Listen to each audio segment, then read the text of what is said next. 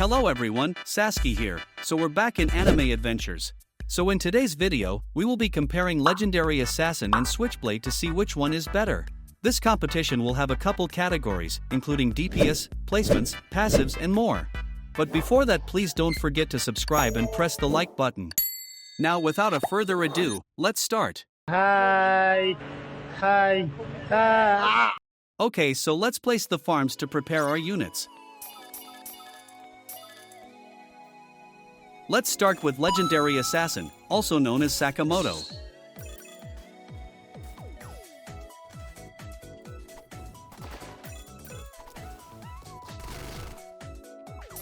Now with Sakamoto maximized, let's calculate his DPS. So with his full passive, he's dealing 1,001,000 damage every 7.8 seconds, making his DPS 128,033, very impressive. Now let's take a look at some of his attack animations.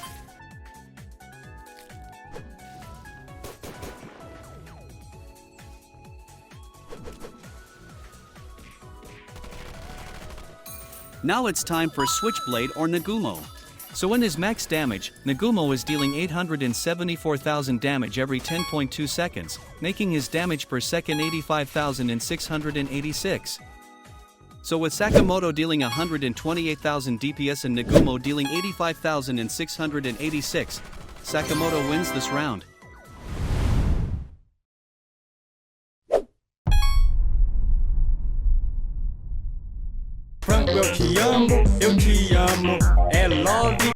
Okay, so now we will be comparing their prices. Obviously the cheaper one wins this round. So we will be starting with Sakamoto again. He has a deployment of 1,250. Then his upgrades are 1,500, 2,700, 4,000, 7,000, 10,000, 12,000, 17,000, 30,000 and lastly 35,000. Making his total cost 120,450 to reach his max upgrade. Now it's time for Switchblade or Nagumo.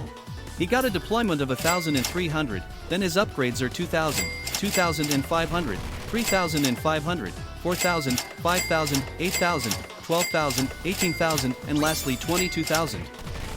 Making his total cost 77,000.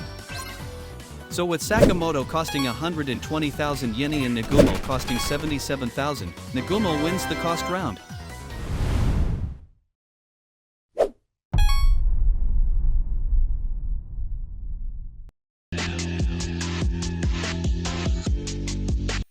So now we will be comparing which one has more placements and hits on last upgrade. So let's compare the hits and placements from Sakamoto first. Sakamoto has 3 placements, let's check his hits on last upgrade.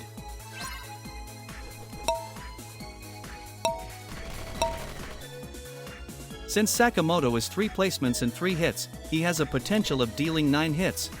Now let's check for Nagumo.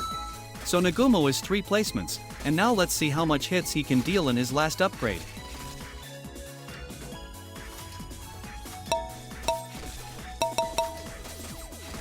Since Nagumo is 3 placements and 5 hits, he have a potential of dealing 15 hits in total.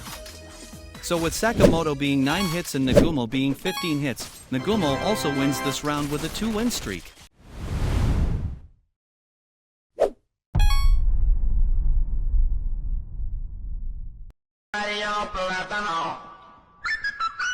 Now it's time for the range and AoE test. In this round, we're focusing on 2 key factors, the longest attack range and the biggest area of effect. The winner will be the one who dominates both aspects or strikes the best balance between them.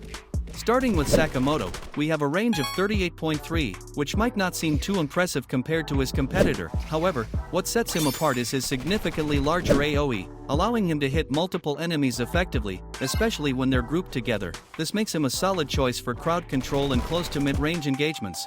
On the other hand, Switchblade brings an impressive range of 49.4, giving him the upper hand in long-distance attacks. While his AoE is slightly smaller than Sakamoto's, it still covers a good area, making him deadly from afar and versatile across different map layouts. Considering both strengths, it's a tough call. Sakamoto shines in covering a wider area within his reach, while Switchblade dominates from a distance with consistent pressure. Given their equally impactful advantages, I'd call this round a tie. Each excels in a different way, making them both winners in their own right.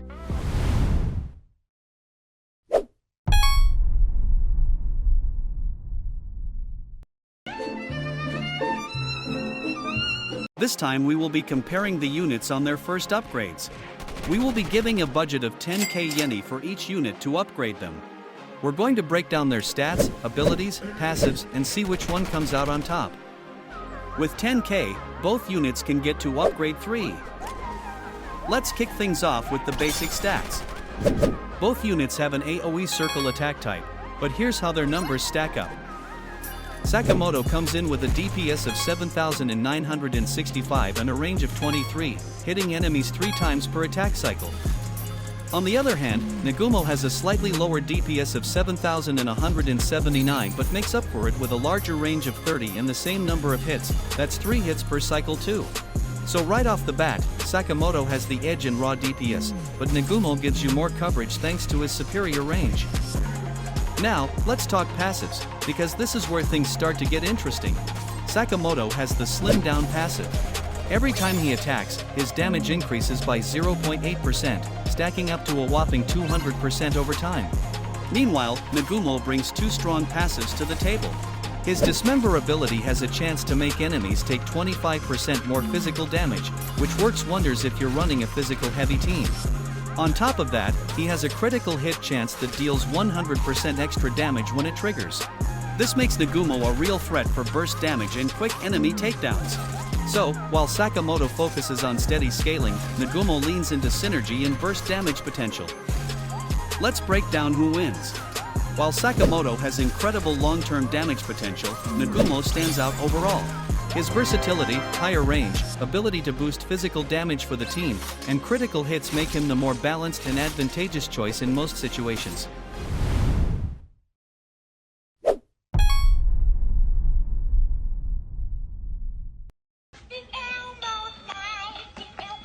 It's time for the last category of the video. Let's analyze the support potential of each unit, starting with Sakamoto. He deals 3 hits per attack, which makes him less efficient when it comes to breaking shields. His passive ability only buffs himself, meaning it doesn't offer any support to other units. Support potential, very limited, since all his abilities are focused on boosting his own damage. Next, let's take a look at Switchblade and see how he performs as a support unit. He deals 5 hits per attack, making him much faster at breaking shields compared to Sakamoto. His Dismember ability has a chance to apply a debuff that increases the physical damage enemies take by 25%, which benefits all physical damage units on your team. So basically, Switchblade's support potential is very high, as he not only breaks shields more efficiently but also helps boost the overall damage output of your team.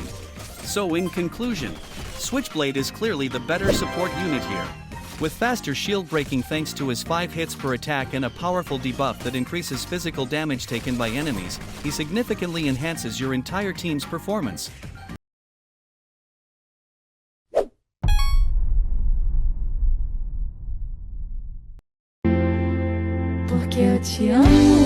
Overall, Nagumo stands out as the clearly superior unit, thanks to his versatility and utility in various situations.